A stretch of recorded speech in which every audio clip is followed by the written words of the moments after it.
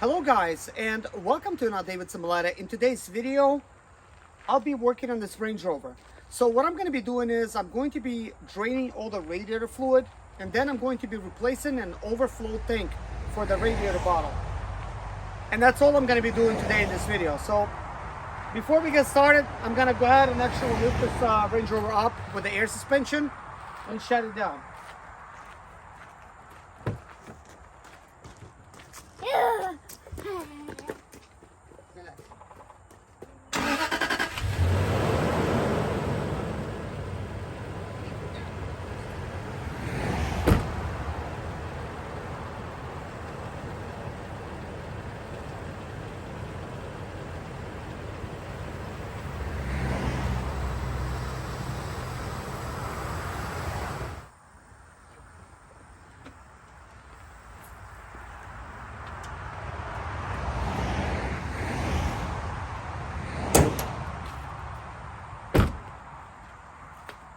This should be high enough.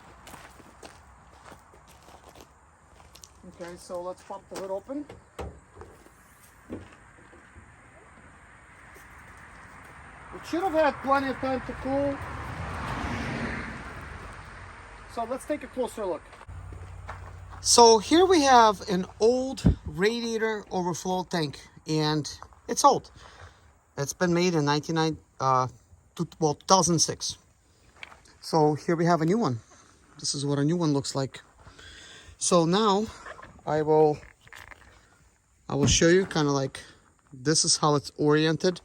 So we have this little piece, and that's what this water spout or whatever it's called for the windshield washer fluid. It snaps in over there, and then additionally it's got like just one bolt holding it. In this situation, I only have one bolt so far. I could find another bolt, but for now it doesn't matter. So to figure out like how to replace it, you have to kind of like take a look, and over here you could see that this is where it hangs. So I'll have to slightly lift it off. And on this side we have a sensor, and we just have like a little hose that plugs in over there. So seems like easy peasy. Plug in a sensor, plug in a hose, and then boom. The only difference between these two water bottles is that pressure release valve over here is located straight, and over here it's a little bit angled. But that makes absolutely no difference. You might be wondering, where did I get it? Got it on eBay for 35 bucks. And I'll be servicing my Range Rover just with eBay parts. So before we begin, we're gonna have to pull out that bolt right there, and then we're gonna need to undo this connection. Then I'm gonna need to pull the water bottle up, but there's not a lot of clearance, and then I'll have to figure out a way to basically give myself enough leverage when I actually unplug this hose to unplug that one. And then of course I gotta plug in that hose first, hang the system, go ahead and actually like add that hose and things like that. So let's begin.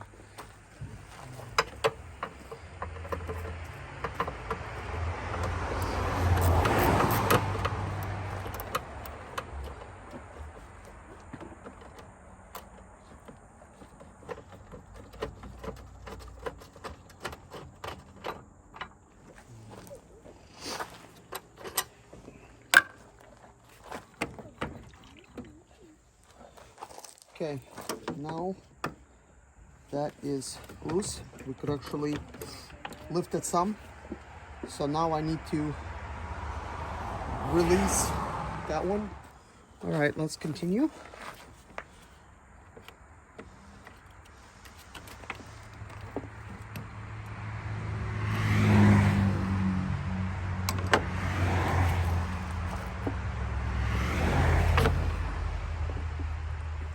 There we go. So it's okay, we're gonna lose just some water as it's leaking out.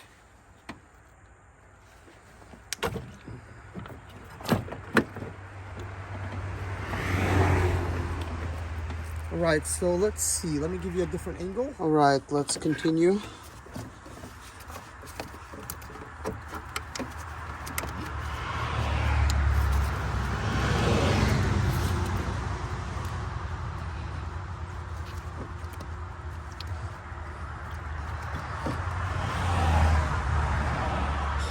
Okay, that's not as tough as I thought. Now,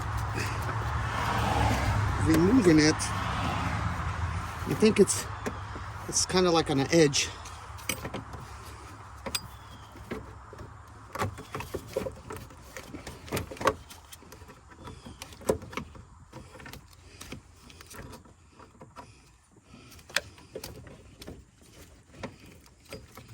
And I'm hoping not to damage that hose.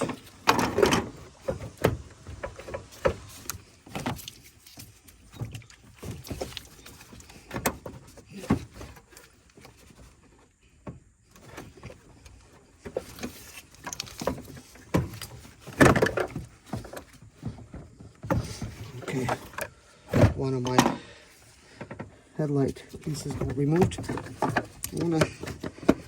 wanna put that on.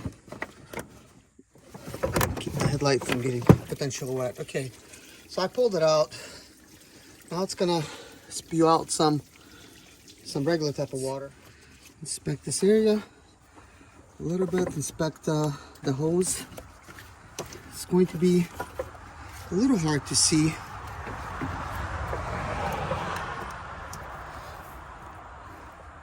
It's interesting the way it was in between those two lines. So I'm wondering if this is gonna make my job a little easier installing it where it's angled properly. So let's have a go at it.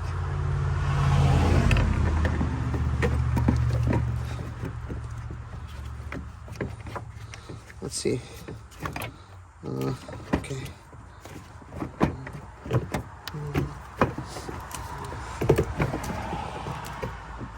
Okay.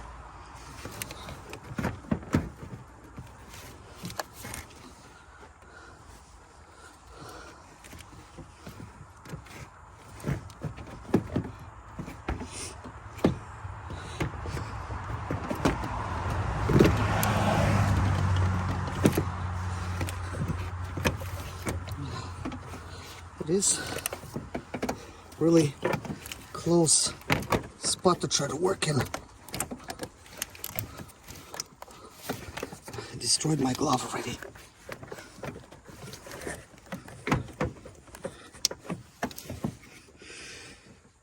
All right, so that's close enough. By the way, this is the type of tool that I'm using. It actually grabs it really good.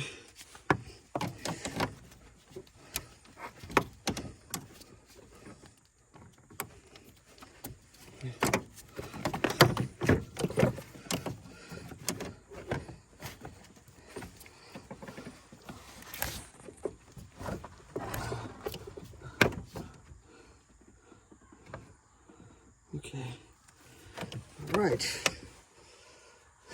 This tool does make it a lot easier. It's got a groove in there, special tool. So now it's time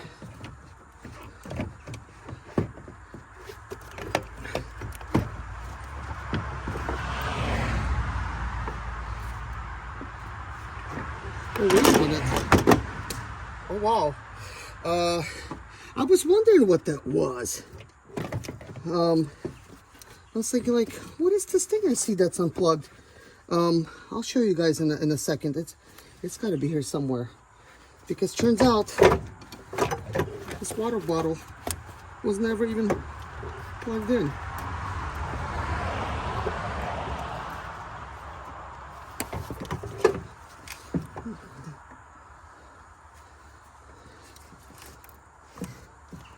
Why can't I see it right now? I want to show you something, guys.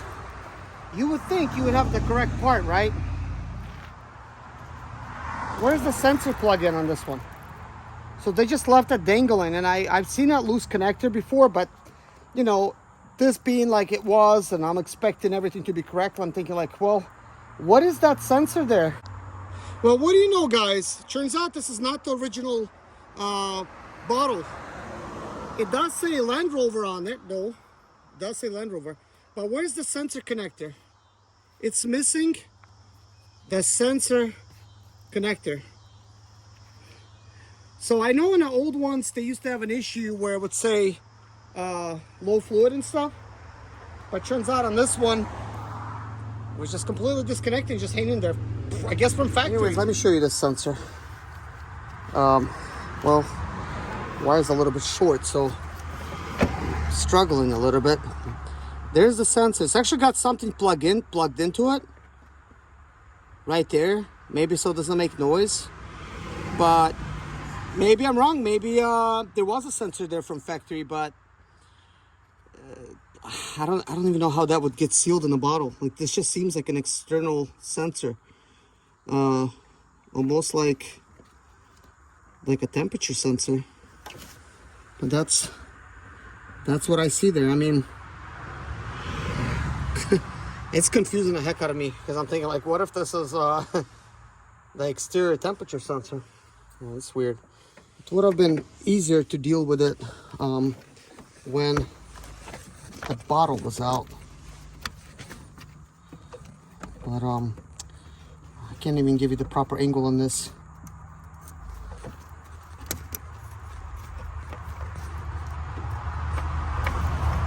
Okay, got it out. So it's being held by this, but there it is. Like, look what that looks like. It's actually kind of like, I don't know, broken off or something, just a twisted up wire. I don't know how this would seal in a bottle. Maybe it's missing the O-ring. It's not very deep. But anyways, I'm gonna try to plug in the actual sensor. Okay, so sensor's in. Let's go ahead and actually install this brake line. So the tank is already hanging, so last part, plugging this in. And getting it nicely squeezed right there. So that is good. And now I just gotta complete vacuum. And a bolt is like, you know, it's easy. I don't think you should be watching me put that in. And let's put this on. By the way, we still gotta flush the system out. So we'll be adding some distilled. Wanna make sure everything is plugged in. And it is.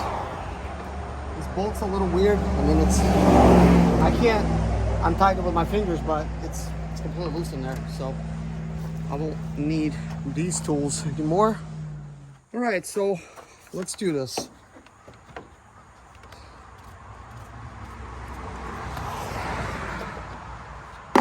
So let's first fill it up. I'm just gonna fill it up all the way. Instead of applying vacuum, I'm gonna apply pressure, but this kit did came with a pressure type of thing, because we wanna also test the pressure, and you will see once I apply pressure, water will escape. So first I wanna apply it a couple times. If we overfill it, I will be able to just drain the system.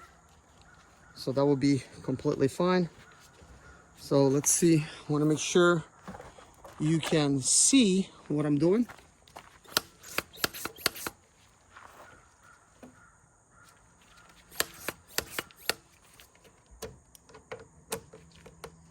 Okay, let's see. What's going on?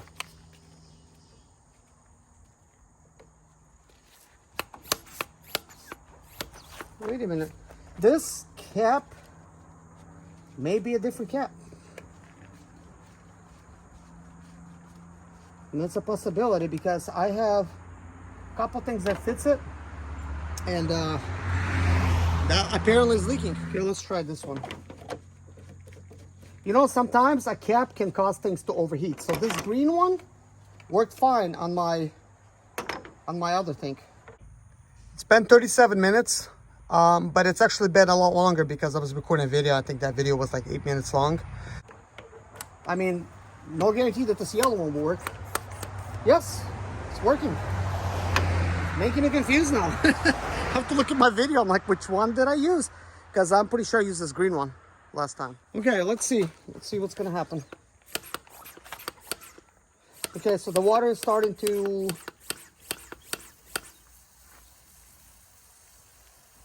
Where is it? Making noise.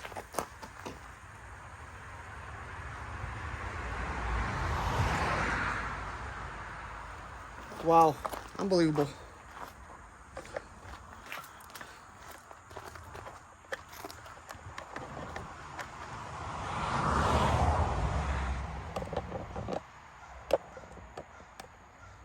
So take a look at this, guys. Look what's going on.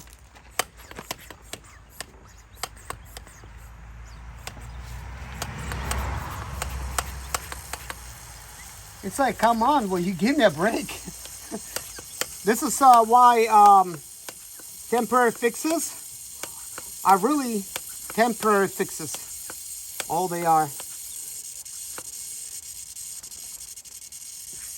This may end up sealing in a moment. This happened yesterday.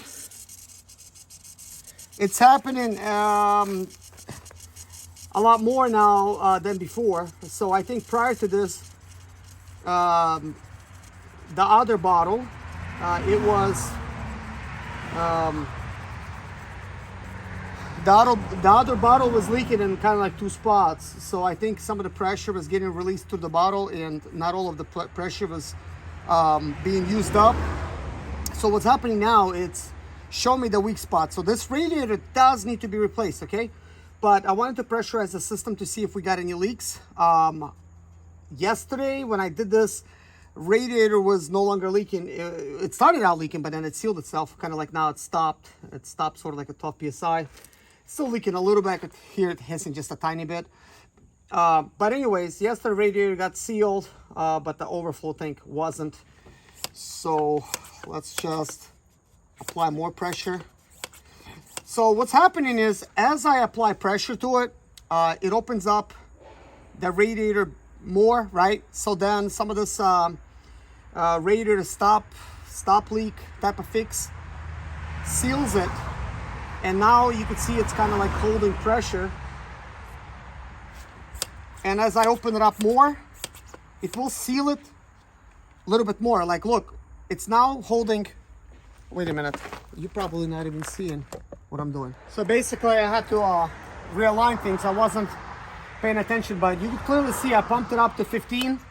Look, I'll even do it a little bit more, and now the radiator is not leaking. So what's happening there? So this is like one of those tricky things. This could fool anybody, you know, and a mechanic, because now that I've applied pressure, there's pressure there. The radiator is acting as if it's sealed and it's no longer leaking.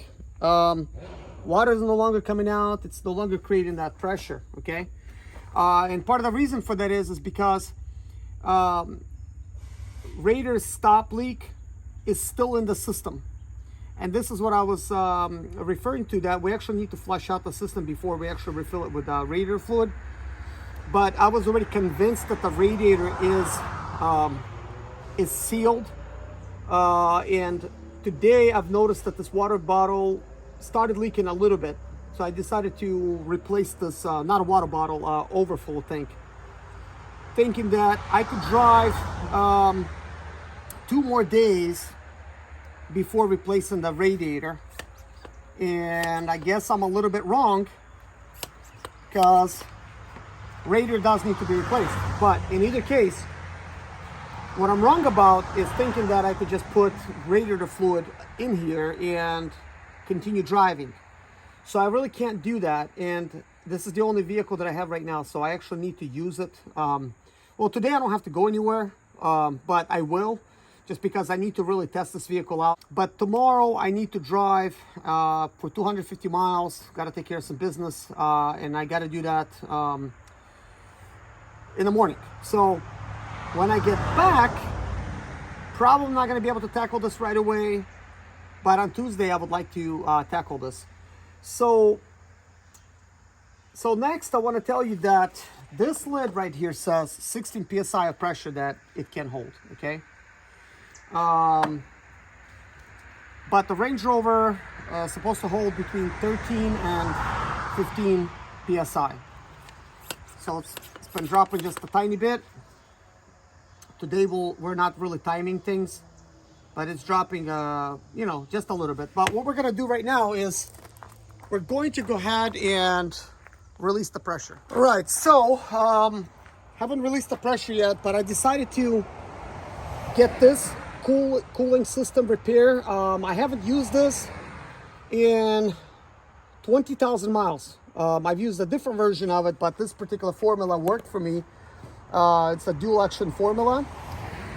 So you might be wondering, why am I really playing around with this? Why not just replace the radiator? And like I said, I gotta go somewhere, and right now a $10 fix is worth it for me to be able to just pour that in there. This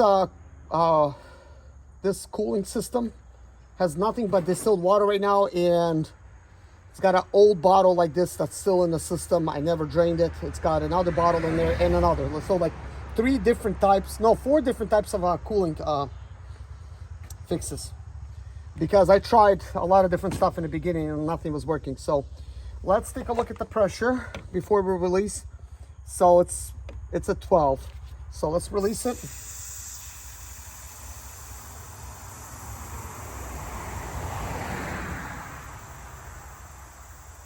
And currently there's no thermostat, and I recommend that you remove the thermostat when trying to use the cooling system repair, where it repairs, you know, like any type of leaks. Reason I recommend that is because it allows this cooling system repair to travel everywhere in the system without being hindered. So we want to make sure that we do not restrict the flow when you're trying to fix it. So you're supposed to mix it up. It's good enough. Now open it up and go ahead and pour this 2-part formula in.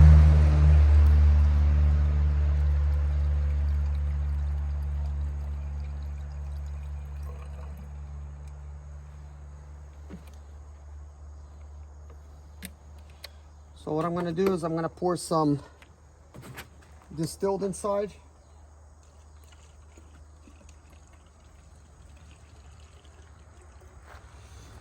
I'm not trying to be cheap, but why not, you know? Make sure everything is in there, because it's going to be mixing with water anyways. So next time when I'm going to be working on this, hopefully nothing has happened, nothing major with this fix here. But next time I plan to just do the whole job correctly. So we're going to be replacing the radiator, the thermostat, and we're going to put a vacuum on the system and properly expel all of the water. So at this point, we are at a cold level. I'm just going to pour a tiny bit more.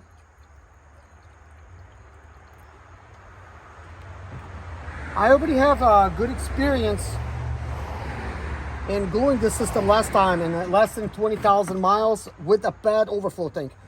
That overflow tank was leaking right away. So now I'm going to go ahead and pressurize the system again.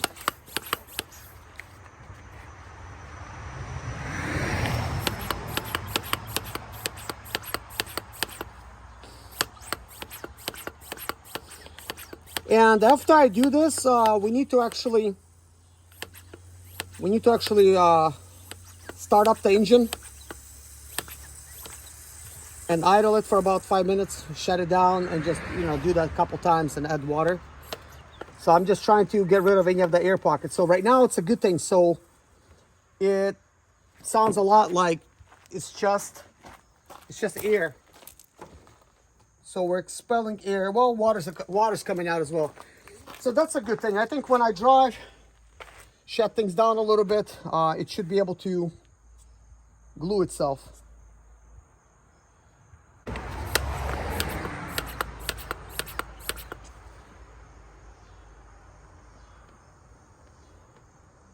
So obviously that radiator started leaking again, but as it starts leaking, it sort of stops leaking as well. But I think by me having this brand new formula in here, it's going to help things get glued a lot better, since it's a brand new formula. Wasn't really sure if the old stuff would glue it, but apparently it worked. But it did not work that good, but it worked. But the radiator was not leaking today or yesterday or the day when I fixed it. So anyways, I'm gonna release the pressure. And first I'm gonna start off the vehicle with radiator cap being open, just to see if it's gonna suck in any more water, and then I wanna add some more. So, okay.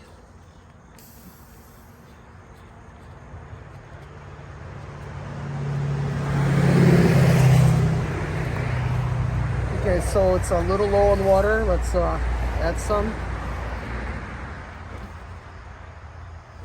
We're slightly above the cold fill, just slightly, but it's not gonna hurt anything. We don't want to fill it up all the way to the top though. And then we're replacing this cap. So, well actually, I don't want to replace the cap just yet. All right, let's start this thing up.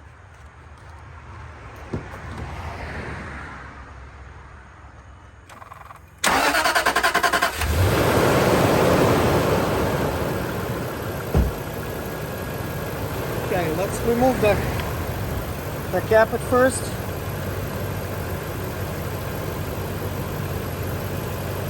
Okay, nothing's going on. Now I'll just close it. I'm going to allow it to get to the normal operating temperature of at least 190 and shutting it down. Okay, let's get in the vehicle. Here's the temperature, 149 currently.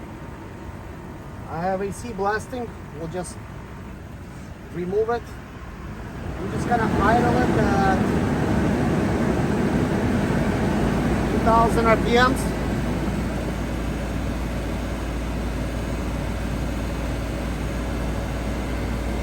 Let things circulate, you know.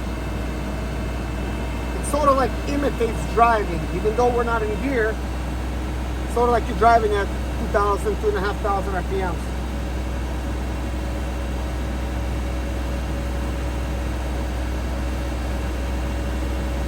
Coolant temperature right now, it's 149. And that's me not being able to hold the idle properly. So I'm gonna release.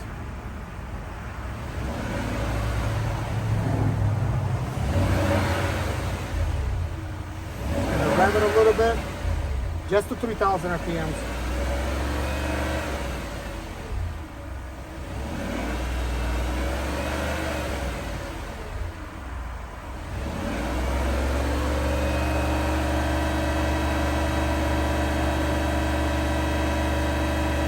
This is 3,000 RPMs, guys.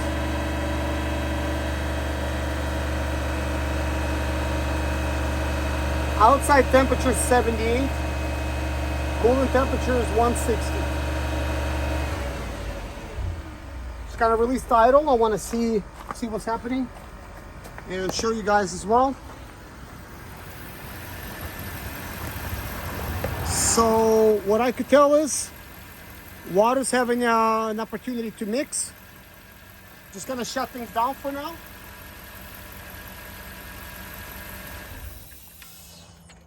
When I shut it down, coolant temperature was 169.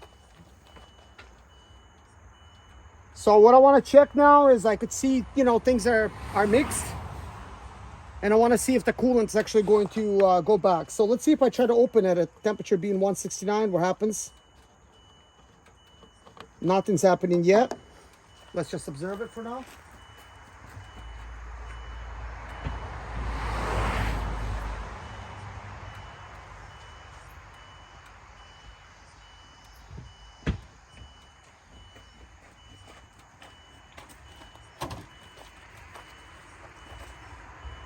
The water level is exactly at the same temperature. I could tell the water is a little bit bubbly, and it's definitely mixed because it wasn't looking this dirty before.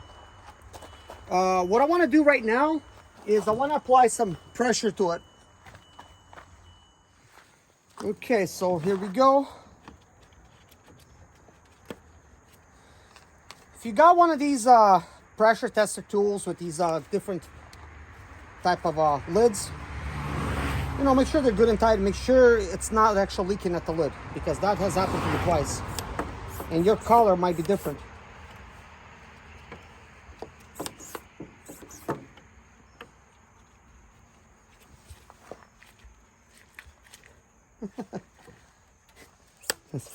As I'm saying, it's leaking. Why are you leaking? Oh my gosh. It is so tight. And it's leaking. It's like, are you kidding me? What's going on?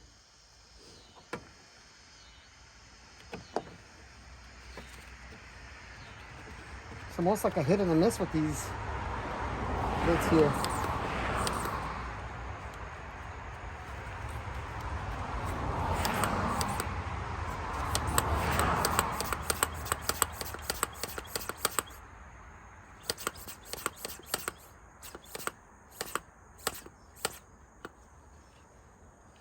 No longer leaking.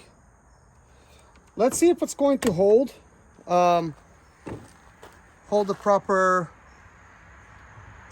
type of pressure. So I pressurized it a little bit. Let's start the video over. All right, so I want to observe just to see how much it's going to drop in pressure. And guys, this is all I've did. Like everything that is recorded in this video, this is everything that I did. Okay, this is completely unedited. Okay, so the water leak has disappeared from the side of the radiator. And this is why it's like so tricky. It may, you know, you may look at it today and say, well, it's glued. Tomorrow we're probably gonna check it and it's gonna be leaking. So guess what I'm gonna do, guys? Tomorrow, and that means like in 2 days, when I'm going to, well actually tomorrow I'm gonna test it, not in 2 days. So tomorrow I will make a video of me testing the pressure. It's probably going to happen later in the day after I've made my trip. And it's still gonna be pretty early because I'm gonna leave early, so I think I'll be home afternoon or something. We may end up doing the radiator and everything tomorrow. We may, depending on how much time we got. But anyways, before we begin, I would like to drive 250 miles tomorrow, and then I'm gonna drive some additional miles today. Maybe I will drive today, but I'm just gonna drive a little bit today, like not that much, just a little bit, just because I really don't have the time at this point. Just gonna drive it. I'm gonna test it. I'm gonna look at the temperature, look at the pressure. I know the weak spot, and the weak spot is the radiator at this point. So now with the stop leak solution, it has sealed it up again, and it still could be the old one that's sealing it up. It's going to be interesting to find out, will it be sealed tomorrow after I drive 250 miles? That remains to be seen, okay? But I will tell you what, with this tiny leak right there, when I fixed it before, and having that overflow tank slightly cracked, it stayed at the center for 20,000 miles. I would check it occasionally. Of course, you know, I have that external gauge, and I was pretty confident with it. Like I didn't have to like add any water to it, like or nothing. I would look at it and thinking like, wow, everything's good. So anyways, so the pressure has only dropped to 14. So let's see, that's been 2 minutes and 35 seconds and 1 minute on the other clip. So, you know, good 4 or 5 minutes it's been sitting here at that pressure. So that's not bad. So let's go ahead and actually release the pressure again.